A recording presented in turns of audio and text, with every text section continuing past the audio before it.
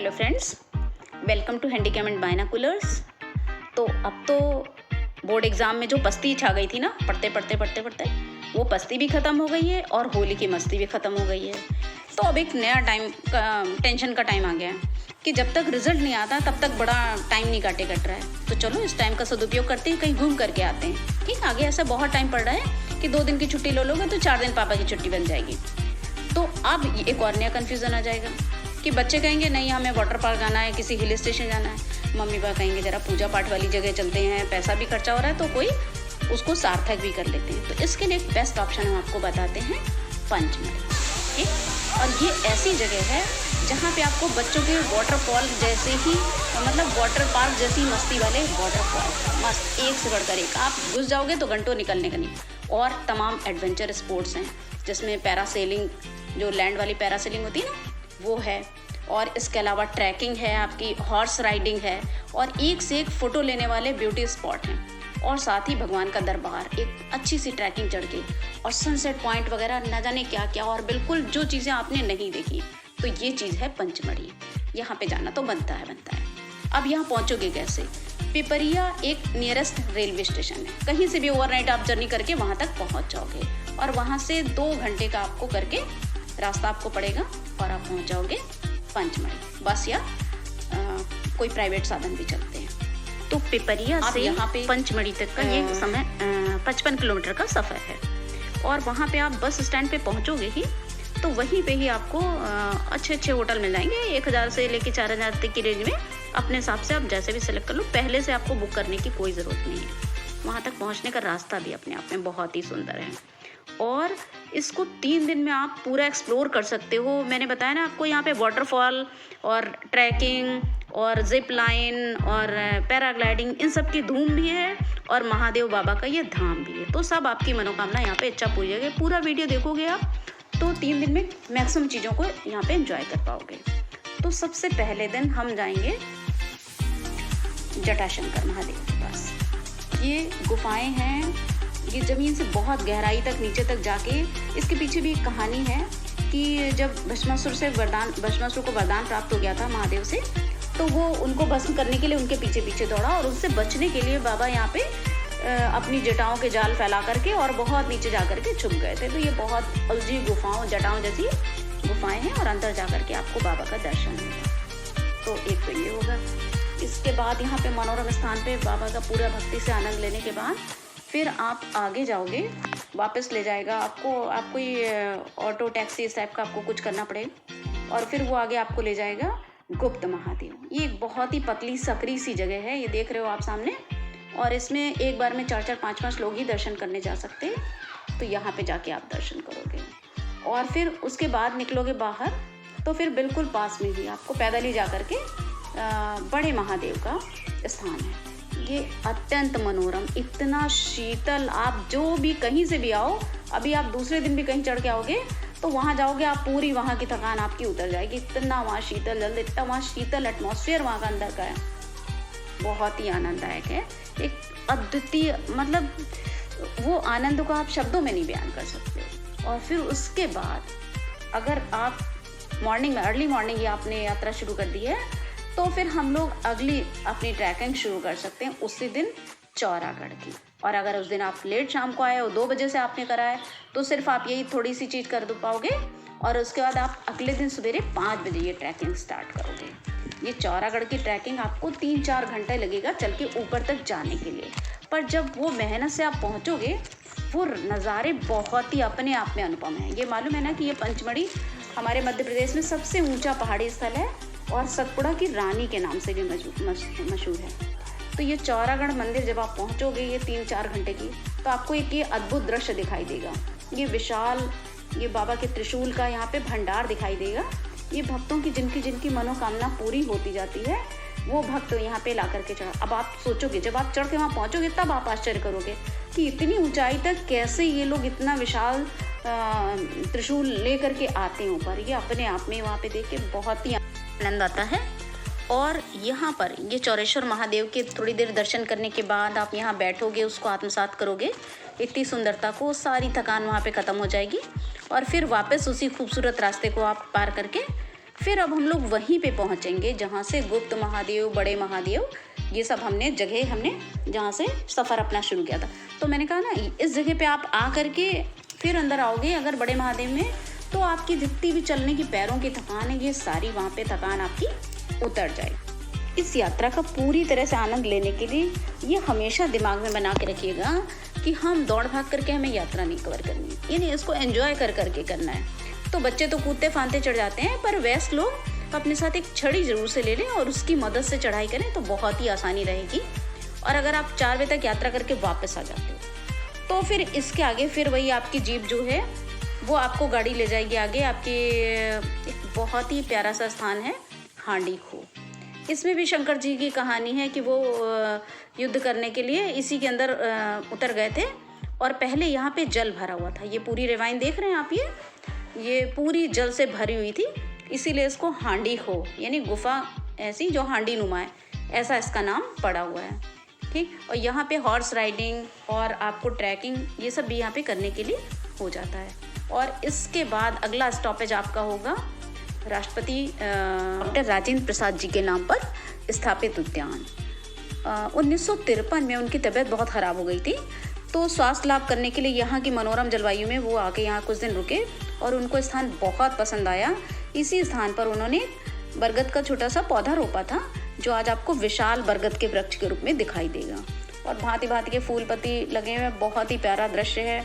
चारों तरफ की आपको हरियाली, पूरी पहाड़ी की सुंदरता, जो सीनिक ब्यूटी है वो आपको यहाँ देखने को मिलेगी। और आपका ड्राइवर ये भी आपसे कहेगा कि भाई ये सनसेट पॉइंट है तो सनसेट देख करके ही जाओ। तो आप थोड़ा देर और भी आप इंतज़ार कर लोगे, लोकल आप सनसेट पॉइंट टाइम देख करके और वो सनसेट देख करके ही तभी यहाँ जाओगे। तो ये एक सनसेट पॉइंट बहुत ही बेस्ट है। और इसी के साथ आपकी उस दिन की यात्रा समाप्त हो। अब आज की यात्रा हमारी शुरू होगी बाइसन लॉज से।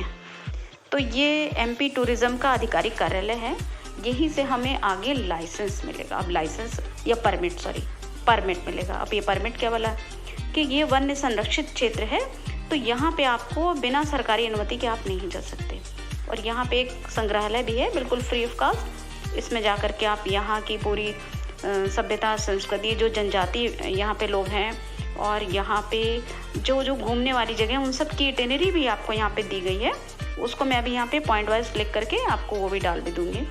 और कौन से पक्षी आपको देखने मिलेंगे, कौन से पशु देखने को मिलेंगे, कौन से वृक्ष देखने को मिलेंगे, कौन से जनजाति के लोग देखने को मिलेंगे, ये सारा जानकारी आपको यहाँ एमपी टूरिज़्म आपको उपलब्ध करवाता है। और वन संरक्षित जीव है। अगर आप जाड़ों के मौसम में आते हो तो आपको जानवर भी सड़क पे देखने को मिल जाते हैं। हमारे ड्राइवर ने बताया कि तो हम लोग ये सावधानी रखते हैं कि जनजाति जानवर जो वन्य पशु हैं वो भी देखने को मिल जाते हैं।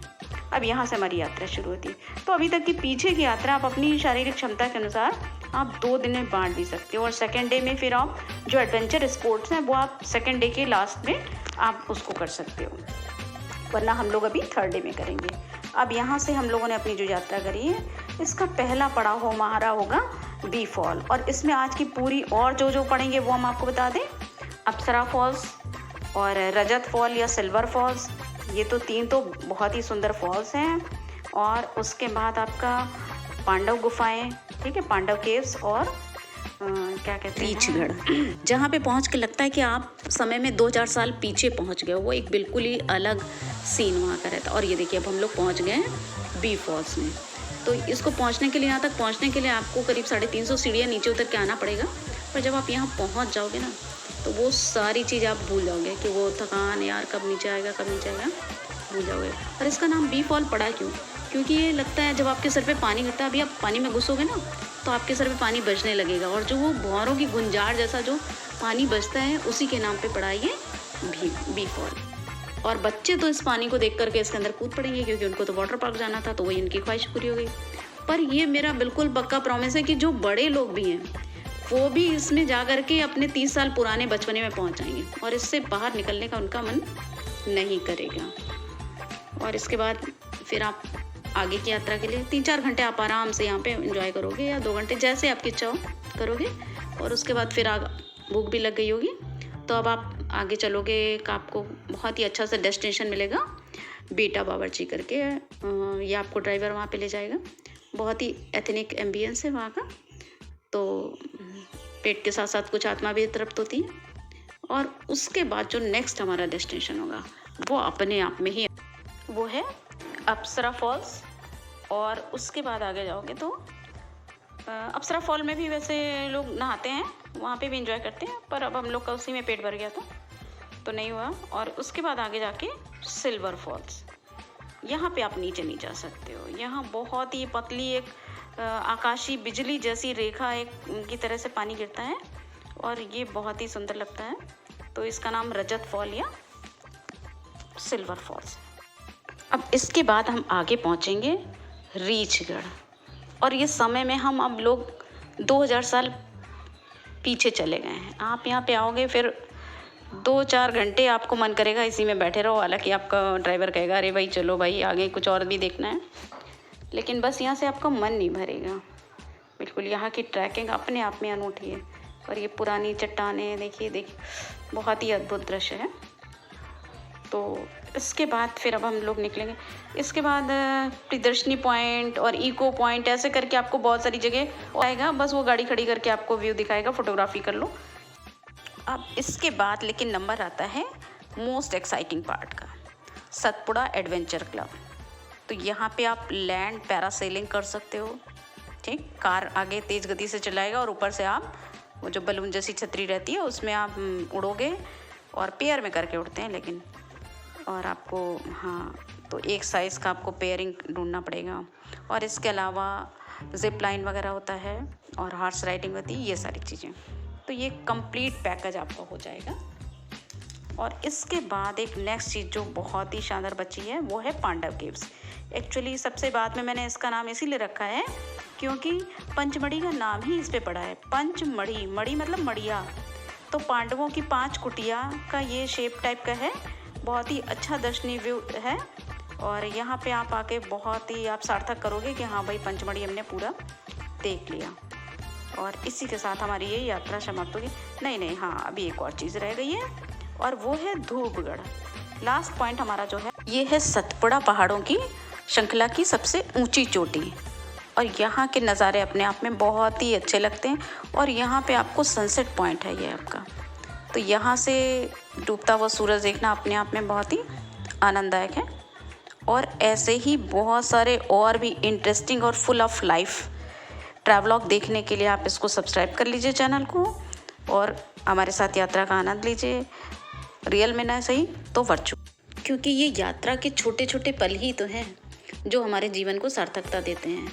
कि जैसे आप घर हमेशा साफ़ करते हो लेकिन फिर भी कभी कभार आप वाइट वॉश और पुताई रंगाई रोगन करते हो ना, तो वैसे ही मन में भरी हुई कटुता, आलस्य और खिन्नता को दूर करने के लिए इन छोटी छोटी यात्राओं का सहारा लेना बहुत ही आवश्यक है, बहुत ही ज़रूरी है। बिल्कुल नई, आपको कहोगे आपकी यात्रा में जाने से बहुत थकान हो जाती है, लेकिन एक आत्मिक ऊर्जा आपको भर देती है।